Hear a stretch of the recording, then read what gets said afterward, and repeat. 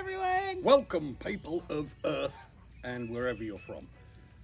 Today, mostly... we will be... Yeah. What are we doing? We're going to be doing the... Oh, yes.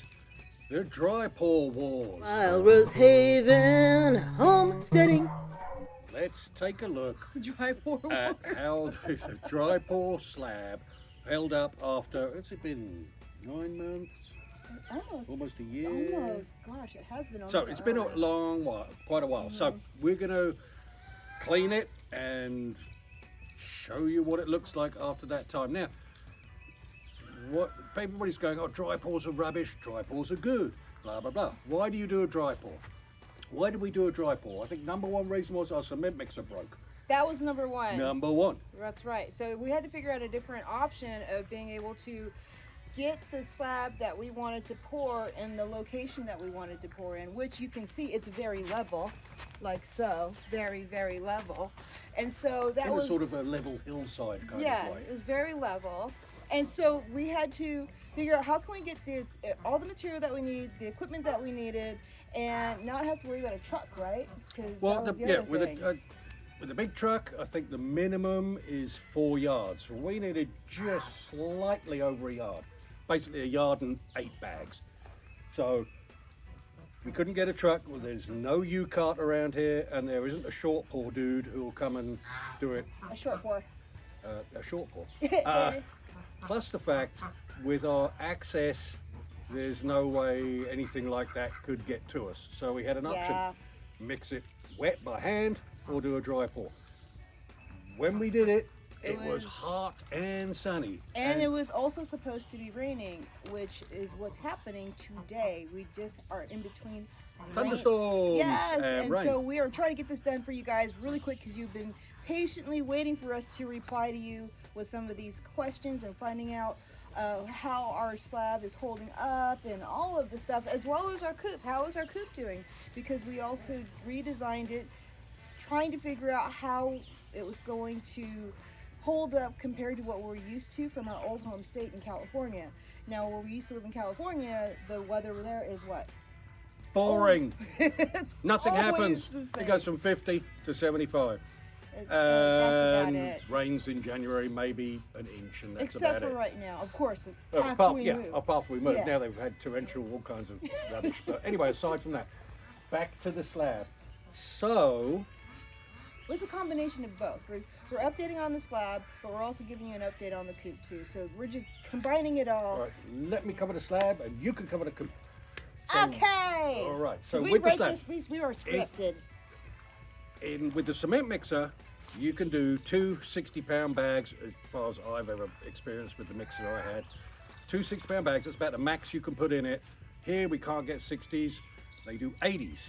So that would be 1 bag, mixing 1 bag at a time. You're supposed to mix it for a minimum. Concrete people, correct me if I'm wrong, comment. Oh, you will, I'm Minimum sure. mix is 3 minutes on a wet mix. So each bag would have to be mixed for 3 minutes, then poured out, dumped in, blah, blah, blah, so on and so forth. As hot as it was when we were doing it, by And the time we got a few bags in, And the expected rain. as without well. a vapor barrier under it, it would have started to set before we could get to the point where we could finish. If you're doing a path that's narrow, you can go finish, next bit, finish. When you're doing a big slab, you're only going to have a little bit, and you can't really finish as you go so easy because Well, it's just a lot of work, a lot of time. So and not only that, that's really filling it up with dry concrete, For a screeding beginner. it, wetting it down, and just going from there was a better option for us, especially as the I missus tried said, we were expecting rain that afternoon, which would have just nicely kept it moist and allowed it to, set up and Okay, so get let's nice just and back it hard. up for a second. What is the main reason why we decided to do the dry pour? One of the things that you were especially skeptical, because I kind of saw it at first as an option, and when I mentioned it to Mr. Rose, who is very English, and he's very I am. very optimistic about things like this is new and different. What did you say at first? Well, a load of crap. He We'll did, mix he it. did. But anyway. okay, so what I ended up doing was that I went ahead and I did a little sample pour in our original duck area, or chicken area, actually it was another coop area, and just to see if it was possible for it to set up, if it was going to be that hard to do, and if it would be at least firm enough for me to sit on or stand on it, because I wanted to put Picnic table. Yes. And standing. yes, and so I tried that, and when I did it hasn't really, it was able to hold up, but we'll get to that later. Now Mr. Rose saw that, and then he said, well, this might be doable, so let's...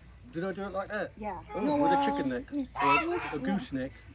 A goose Anyway. neck. So we did a little, and apparently, you know, if you're looking for PSI value, you're only going to get about half the PSI. I guess depending on how much water you give it and how long it has to cure. So if you're planning to put a car or a truck on it, I mean, I would go A bit deep. thicker. We went 2 inches because all we wanted is hard standing to put the coop on. So it's not going to take a lot of weight. I mean, ducks don't weigh very much. We don't weigh very much. So Yeah, thank you. mostly. So we put rebar in it and all that, and to give it some extra And why boost. did we ended up doing the rebar, because that was one of the things that I'm going to start addressing some of the questions and some of the comments that were thrown at us, is that, you know, we didn't quite do it like everybody else. Well, the reason why we didn't quite do it like everybody else is because we didn't see anything at the time that was showing to add rebar to the slab, right? We didn't see any of that. No, not on a dry pour, Not on but a dry I'm a pour. firm believer in rebar because it gives that additional strength, so that if you have any, you know, it'll hold. It won't crack as easy, even if it settles a bit, because it's got the rebar in it. So And the rebar that you use, that's a 3/8 rebar. and You know, why do you use that particular that's the rebar? smallest rebar you can get. I prefer it over a mesh mat only because it's a little bit stronger than a mesh mat. It's a bit more work to put it together as well. Well, not really. I mean, if you've got a rebar cutter and the whatever, it's not. Oh, It's okay. not a big deal. That, But, I don't know, because that I don't do that part. So. And also, I wanted to be able to. I put stakes into the cinder blocks so that I could tie that rebar to the cinder block. So basically, it's like doing a monopore where the cinder block acts as a footing and the rebar kind of ties it all together.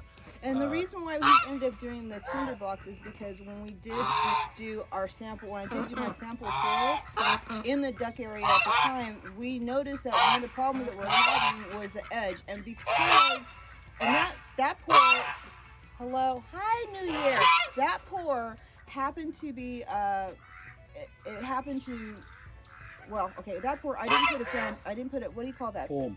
I didn't put a form on You it. free-formed I it. free-formed it. I just tossed it down there and I kind Toss it of, down I there, just shaped it up a made it little about bit. an inch thick, Wet wet it, and that and was it. see what happens. And so we did notice that what was happening is, because it's for ducks, the ducks would end up undermining it. And that's the reason why I mentioned that to Mr. Rose, and he came up with the idea of using the cinder blocks as a footing for 2 reasons. One, it was a quicker way of being able to set that footing up, and 2, Less concrete. less concrete, and 2, it was easier for him to not have to, he didn't have to worry about digging down into the dirt so much and having to re-level all of that And putting extra forms and up all and of that stuff. And so that it made it actually a quicker way for him to be able to set up the slab so we can go ahead and get that dry pour done as quickly as we did, because I thought it ended up being a lot quicker. And we have done a smaller plinth, right? Is that what you called it? Yeah. Right? A smaller plinth pour, a wet pour before, and it did take, I mean, it seemed to take, it was a lot more work to do something like that, I thought, personally. And it was a smaller, I it don't know was if a it's smaller more situation. work. It's you know, it's just. Oh, and okay, I don't mean to like interrupt him all the time, but he was talking about the reason. He was also mentioning, I want to refer back to where he was talking about if you want to put like a vehicle on it or what have you. There was a comment below that was by an engineer dude, remember? And he actually said that he has done a dry pour, and he did it for like I think a coop back in the day. And it's, you guys can look back down in the comments and you'll see other things there too. But what he said was that how we did our pour, he thought, you know, for a couple of especially me, not so much him, but for me as a beginner, that it made more sense. And his dry pour that he did, actually he was able to park his tractor onto his slab. However, I don't think he said what size slab or how thick his slab was. I maybe am Yeah, I mean, I'm pretty sure it was about the same thickness as ours. So he was saying his tractor was able to handle that weight. But you know, to each your own, and that's how we feel about it. And you know, as I'm sure all you people know because you're so onto it. Normally, you pour a slab. It's 4 inches thick, 3.5, 4 inches thick. You'd use a 2x4, and that's how thick you make it. With your rebar, 1.5, 2 inches into it. If you're going to do that, yeah, you probably that will probably give you enough strength to park a vehicle on it.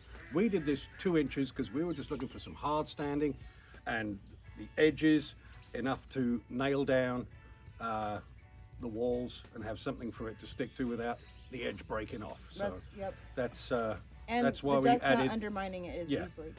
Exactly. So the footing, non-underminable bidge, and something to nail to. So that's why that is. And that's how we did. That's the reason why he ended up designing the slab and set it up the way he did, is because of that bit of information that we had from that test that I did, and what we had noticed, what was happening when the ducks were starting to do their duck thing, and wanted to make sure that this time our coop would be able to handle that pressure as far as the slab is concerned, as well as the pressure of being able to handle the size building that we put on here, because it's much bigger. How big is this building? It's 12 by 16. No, the height. Oh, it's 8 foot. Okay. It's a regular frame. So because I kept banging my head on the other one, because I somehow, for some reason, thought it would be really smart to make it 7 feet, so the roof tails always hit my head. Yes. But anyway, besides that, we are going to clean this off. Then the missus is going to give you a coop update. So that's what we're going to do. Okay, and then what else are we going to try doing today? Oh, and then we're trying to go because of a little error I made with the slab,